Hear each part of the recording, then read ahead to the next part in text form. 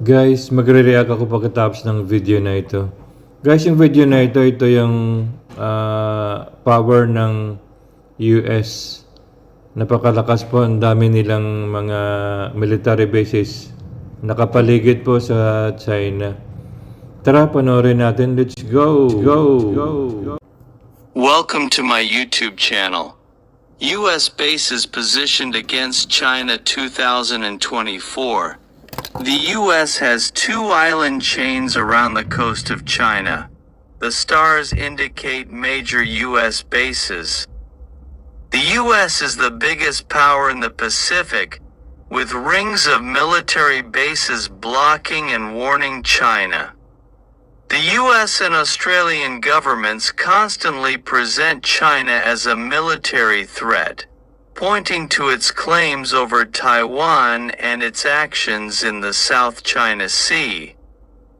But the U.S. has a far more military arsenal and has not been afraid to use it, from its invasion of Afghanistan and Iraq, pouring of weapons into Ukraine, and constant bombing of countries from Syria to Yemen, Somalia, and Libya.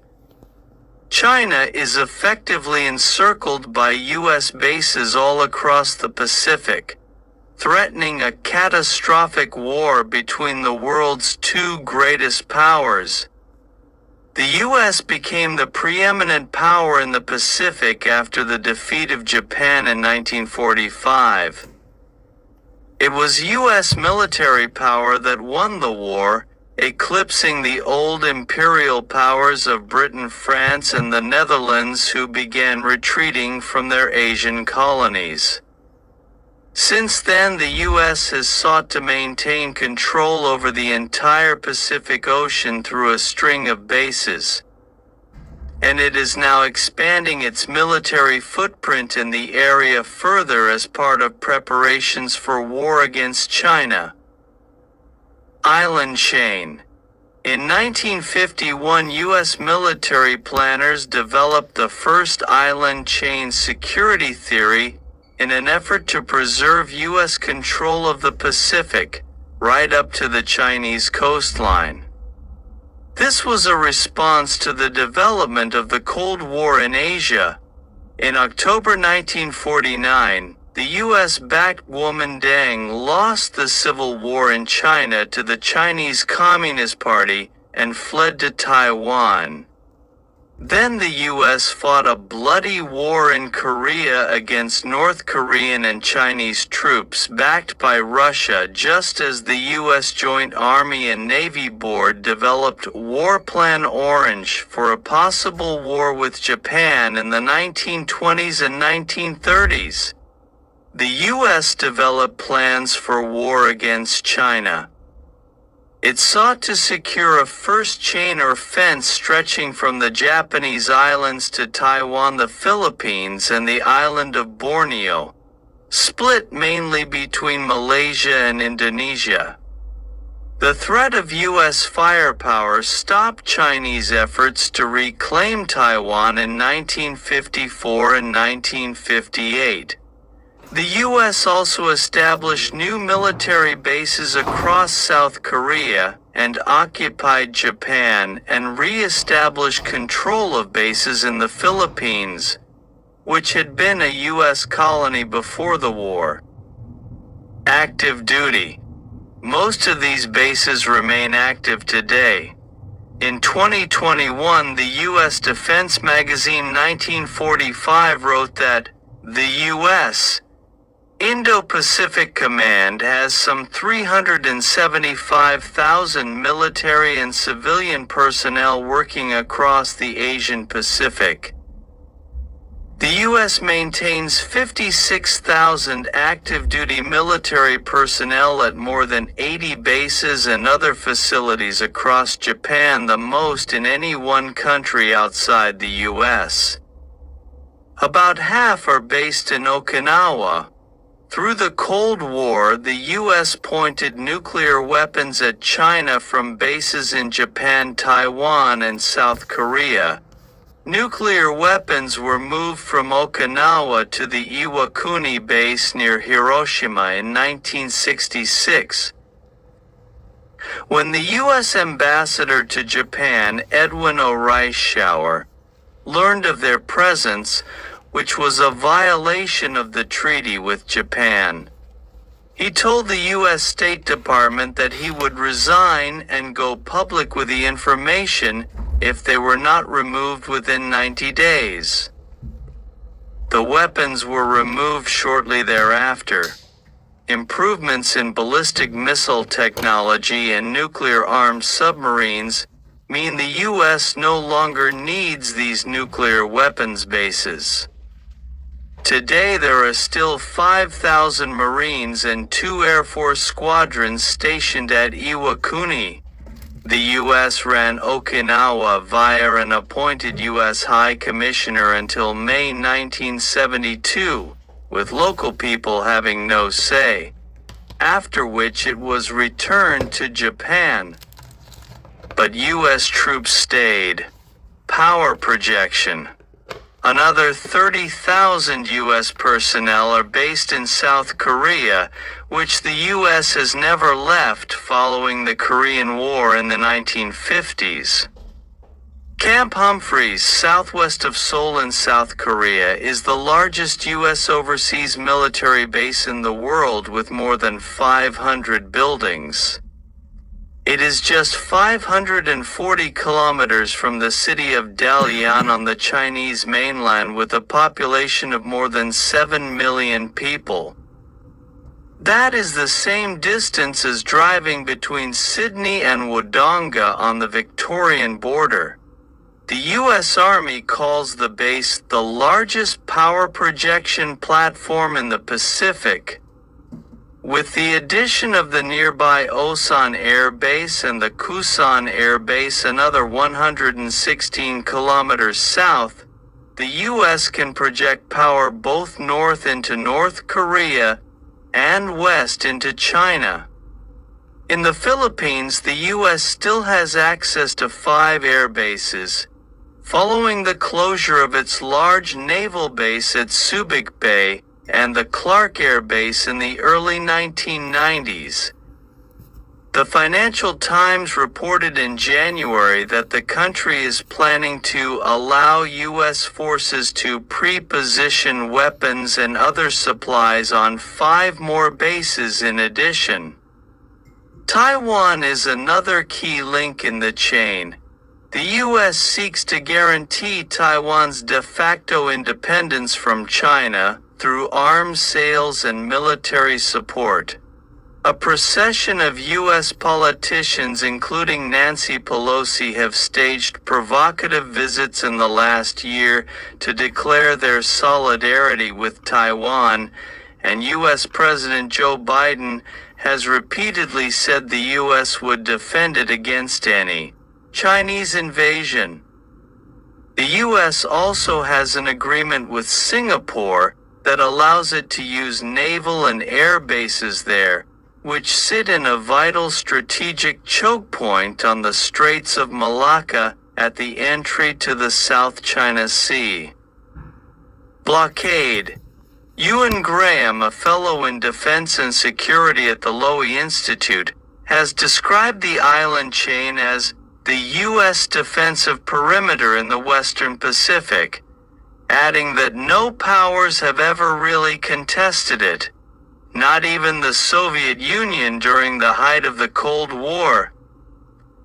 Control of it gives the U.S. the capacity to impose a military blockade against China, which is dependent on trade and imports carried by sea, including for 60% of its oil. A blockade of the sea lanes that pass along the islands could be crippling. The U.S. bases here were never just defensive. They have been used to wage a series of U.S. wars in Asia. Clark Air Base in the Philippines was a major launching pad for the Korean War, 1950 to 1953. And an important logistics hub during the Vietnam War, 1954-75. U.S. Admiral Grant Sharp, commander of Pacific Forces, said in December 1965, "Without Okinawa, we couldn't continue fighting the Vietnam War." U.S. B-52 bombers flew missions into Vietnam from bases there, which were also a transit point for U.S. combat troops bound for Vietnam.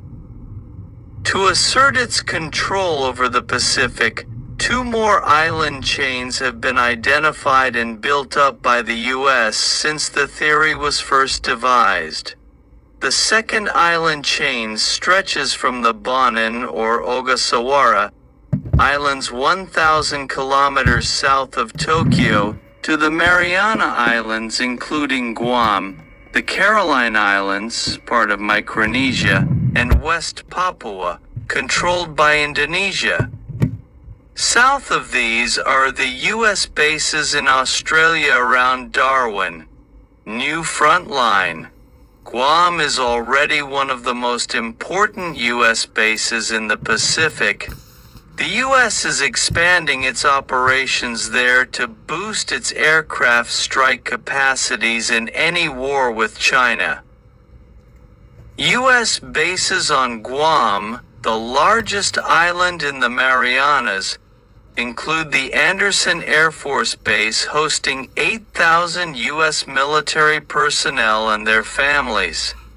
A further 5,000 Marines are relocating from Okinawa, alongside a buildup that also involves more submarines, ship repair facilities, and a planned $1.3 billion missile defense system, the ABC reported last year. That's because Guam today is vulnerable to China's long-range missiles. The ABC report was headlined "Guam, America's Forgotten Speck of an Island in the Pacific, is the new front line against China." It noted, without a hint of irony, that the island is the westernmost piece of American territory in the Pacific, allowing a military buildup that would be more difficult for bases on foreign soil. That's because colonial conquest decimated the indigenous people, the Chamorro, and the U.S. military forced them to sign away their land after it was occupied in 1898. With the military still controlling almost 30% of the island. The island's size and strategic location gives it great value to U.S. war plans. The amount of firepower that we could generate from that island is tremendous, General Kenneth Wilsbach, the U.S. Pacific Air Force's commander, has noted. The airfield itself is enormous with 2 runways, lots of parking areas, a very large munitions storage area. The U.S. also has agreements with Palau, the Federated States of Micronesia, and the Marshall Islands, giving it exclusive rights to base military assets there. The U.S. plans to build a new military base in Micronesia and install a high-tech radar surveillance system on Palau. Alaska to New Zealand, the third island chain, is an arc from the Aleutian Islands off Alaska to Hawaii through to Fiji and New Zealand. It includes Wallis and Futuna, part of the French Empire and northwest of Fiji. This is why Biden patched up relations with France during President Emmanuel Macron's state visit to Washington in early December 2022. A recent article in The Diplomat titled "Why France-U.S. Relations Matter for the Pacific" argues improved U.S.-French relations should assist geopolitical stability and a democratic rules-based order in the region, or in other words, ongoing US control.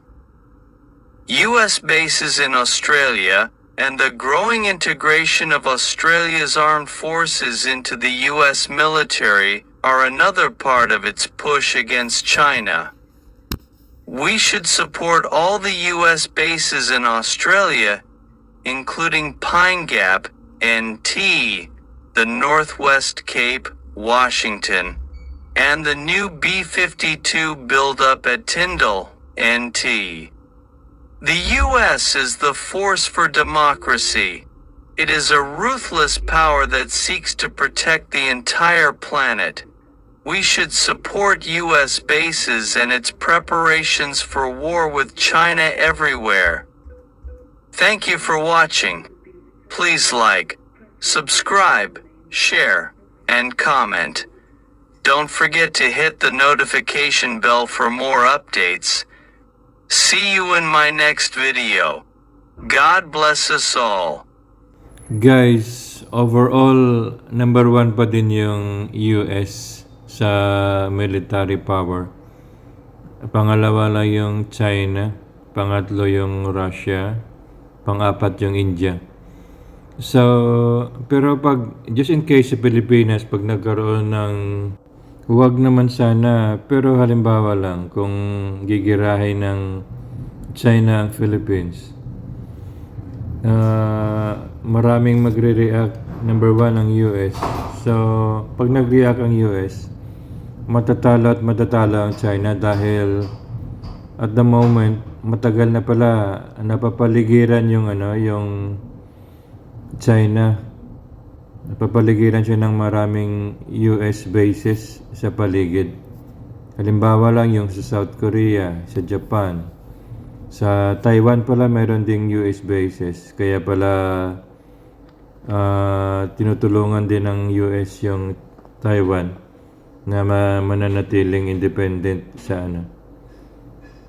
na kumbaga hindi nagpapasakop sa China. On the other hand, ang China mayroon silang base sa labas, military base sa labas, pero parang isa lang ata o dalawa. Compared sa US, pinakamababa ata 8 or 13 minimum yung US bases na nakapaligid sa paligid sa China. So, matagal na palang nakatutok yung yung mga nuclear missile. Matagal na palang nakatutok sa China kasi dahil nga sa pagkabuli ng China, ang daming inaapi sa paligid. So, kahit anong mangyari, pag nangyari man yung Third World War, matatalo at matatalo yung yung China. Pero pag nag-start yung Third World War, parang na rin yan katapusan na rin dahil marami ang may nuclear missile. Yung US meron, yung Russia, yung China, yung India, at marami pang iba. Marami nang may hawak ngayon ng may hawak na nuclear weapon. So, ang pinaka trending ngayon na yung pinaka powerful na missile, yung BrahMos, yun ang number 1, pinakamabilis yung supersonic. Hindi pwedeng sanggain ng mga anti-missile. So, sobrang bilis siya. 4 times mas mabilis pa siya sa sa light, sa sound. So, sobrang bilis talaga kaya hindi pwedeng masangga ng mga anti-missile. So, pag nag-start yung World War III, talagang parang katapusan na talaga. Pero wag naman sana. At gusto ko na rin i-share sa inyo na babalita ko na rin sa inyo na ang Pilipinas ay mayroon na rin supersonic na missile na binili sa India. So, bumili tayo ng 4 na battery. So, mayroon nang na-deliver na 4 na battery from India. Yung isang battery po ng missile, mayroon pa siyang 4 na launcher. So, parang pwede mo siyang lagyan ng 4 na missile, yung isang battery. So, mayroon tayong 4 na battery. So, times 4 times 4, 16. So, mayroon na tayong missile na 16 na supersonic missile. So, not bad na rin. Dahil ang Pilipinas ay mayroong agreement sa India na ang total price ng contract nila ay $375 million ata. So ang price ng isang supersonic ay more or less $5 million. $375 million yung kontrata. So nag-i-start pa lang sila ng delivery.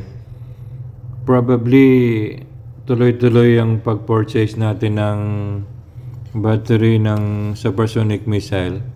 Palagay na lang natin na magde-deliver sila every year 4 na battery. So 16 yun. 16 na supersonic missile ang laman noon.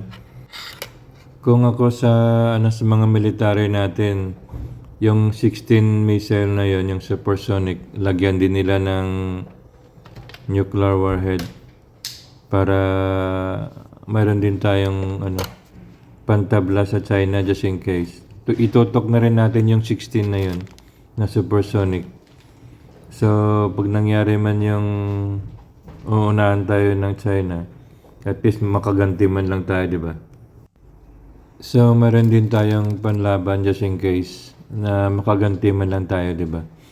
Pero matagal na palang maraming nakatutok na nuclear missile doon sa China, sa specifically sa mga US bases na nakapaligid doon, especially yung Japan, kasi sa Japan pala at saka South Korea, napakadaming US bases doon na nakapwesto ng matagal na pala, mula pa noong 1940s nung nanalo yung US sa Japan, di ba? Nung tinira nila ng atomic bomb yung Hiroshima ba yun? So walang kapanapanalo ang China dahil nga papaligiran na siya ng US bases. So marami nang nakatutok na supersonic missile sa China. Guys, hanggang dito na lang po ang reaction video natin. Maraming salamat sa inyong pagsama, panonood, pakikinig. By the way, kung bago pa lang po kayo sa aking YouTube channel, please pakisupport, please like this video. Pakishare na rin sa inyong friends and families. Yung hindi pa nakasubscribe sa YouTube channel ko, pakisubscribe po. Mag-comment na rin po kayo. At huwag kalimutan na i-hit ang notification bell para sa mga susunod na video, updated kayo. Salamat po. God bless us all. Bye for now. See you on my next video.